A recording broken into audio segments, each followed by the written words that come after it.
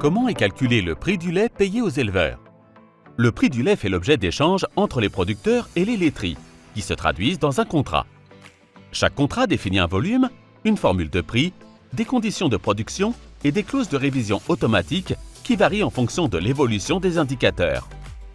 Le prix est alors calculé à partir d'une formule qui valorise le lait des fermes en fonction des catégories de produits fabriqués par l'entreprise, comme par exemple le lait de consommation, le beurre, les yaourts, la crème, la poudre de lait ou encore les fromages. Il est également calculé selon le marché, qu'il soit intérieur ou à l'export, et enfin selon les circuits de distribution comme les grandes surfaces, les grossistes, les professionnels ou la restauration hors foyer.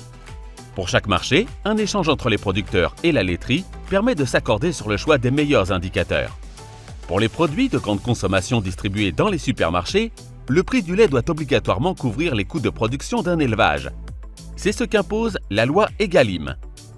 Pour la partie export, l'indicateur se base sur les cotations mondiales du beurre et de la poudre de lait écrémée. Le prix du lait issu de cette formule correspond au prix de base négocié entre les éleveurs et les laiteries.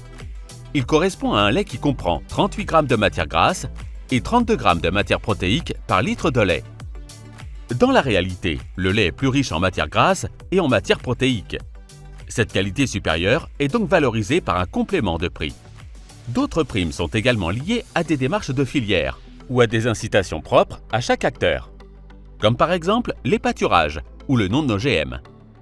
Une fois l'ensemble des primes calculées et ajoutées au prix de base, on parle de prix du lait payé, toutes primes comprises et toutes qualités confondues. On communique souvent sur le prix de base, alors qu'en réalité, le prix global payé aux éleveurs est de ce fait plus élevé.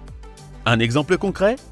Si le prix de base est de 430 € les 1000 litres, le prix payé peut s'élever à 460 € lorsque l'on y ajoute les primes.